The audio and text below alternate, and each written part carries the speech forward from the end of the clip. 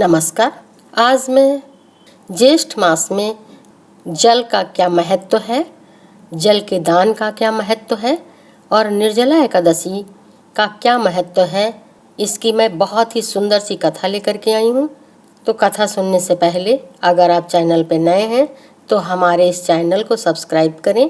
कथा सुनने के बाद हमारी इस वीडियो को लाइक करें, शेयर करें और कमेंट्स में जय ज्येष्ठ मास और जय निर्जला एकादशी लिखना ना भूलें। माता एकादशी आपके सभी कष्टों को हर लें, उसी सद्भावना के साथ कथा सुनते हैं। एक राजा थे, उनके राज्य में कई वर्षों से बरसात नहीं हुई थी, जिसके कारण प्रजा अपने परिवार सहित, पशुओं सहित राज्य छोड़कर जाने लगी। राजा भी बहुत परेशान थे, वो कोई मदद नहीं कर सकते थे, बहुत दुखी थे। धीरे धीरे गांव शहर खाली होने लगे, मगर राजा ने ये निर्णय किया कि चाहे कुछ हो जाए, मैं अपना राज्य छोड़कर नहीं जाऊंगा। वहीं नगर में एक मंदिर था, जिसमें पूजा करने वाले एक ब्राह्मण ने भी यही कहा कि चाहे जो भी हो जाए, मैं जीते जी यहाँ से नहीं जाऊंगा। रोज प्रजा परिवार और अपने पशुओं के साथ गांव शहर छोड़ कर जा रही थी। राजा यही देखते रहे। धीरे धीरे गांव और शहर आधे से ज़्यादा खाली हो गए।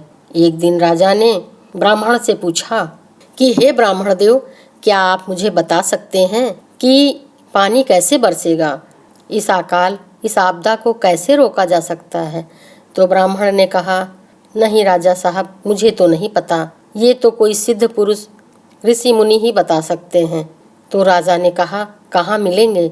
तो ब्राह्मण ने कहा कि जंगल में मिलेंगे, वहीं समाधि लगाए होंगे, चल के वहीं ढूंढते हैं। तो राजा और ब्राह्मण दोनों लोग जंगल गए। वहाँ पर उन्हें एक मुनि मिले और वहाँ जा कर के उन्होंने मुनि से दंडवत प्रणाम किया और राजा ने अपने सभी दुख मुनि को बताए। मुनि ने अपने ज्ञान से राजा का भूत और भविष्य जान लिया। उन्होंने राजा से कहा कि हे राजन, आपके पूर्वजों ने इस ब्राह्मण के पूर्वजों का घोर अपमान किया है, इसलिए आपको यह कष्ट भोगना पड़ रहा है। तो राजा ने कहा कि हमारे पूर्वजों ने इस ब्राह्मण के पूर्वजों का अपमान क्यों किया है? तो मुनि ने कहा कि ब्राह्मण के पूर्वज आपके पूर्वजों के राज ज्योतिष थे और एक बार उन्होंने ज्येष्ठ मास का महत्तम और निर्जला एकादशी का महत्तम राजा आपके पूर्वजों को सुनाया था और उन्होंने बताया था कि ज्येष्ठ मास में जल का क्या महत्व होता है और निर्जला एकादशी का क्या महत्व होता है। उन्होंने बताया कि ज्येष्ठ मास में जल का बहुत महत्व होता है।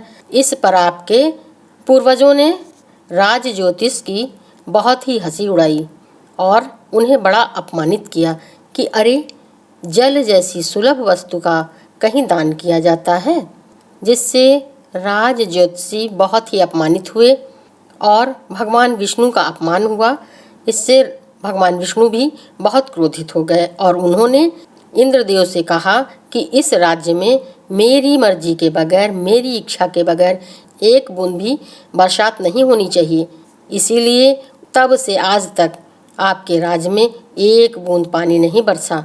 राजा ने कहा कि मुझे क्या करना चाहिए?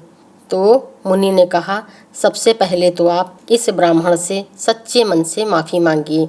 इससे आपके पूर्वजों द्वारा इनके पूर्वजों का किया हुआ अपमान की माफ़ी मिल सकती है। तो राजा ने सच्चे दिल से ब्राह्मण से माफ़ी मांगी कि हे ब्राह्मण देव, आप मुझे माफ़ कर दीजिए, क्योंकि हमारे पूर्वजों ने आपके पूर्वजों का अपमान किया था।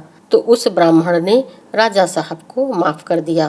फिर मुनि ने कहा कि अब आप निर्जला एकादशी का व्रत करें, जिससे भगवान श्री हरि विष्णु जी की कृपा आपको प्राप्त होगी। फिर राजा ने सच्चे मन से निर्जला एकादशी का व्रत किया। भगवान विष्णु की कृपा हुई और एकादशी के बाद ही काले काले बादल छा गए और पूर्णमासी होते तक खूब तेज से बारिश होने लगी।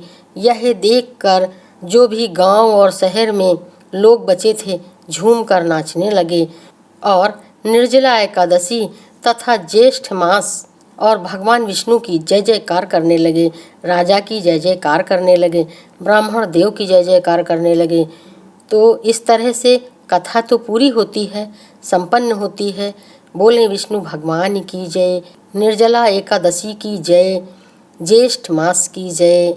और जाते जाते चैनल को सब्सक्राइब कर दें, वीडियो को लाइक करें, शेयर करें। एक बार प्रेम से बोलें जय श्री कृष्णा, राधे राधे।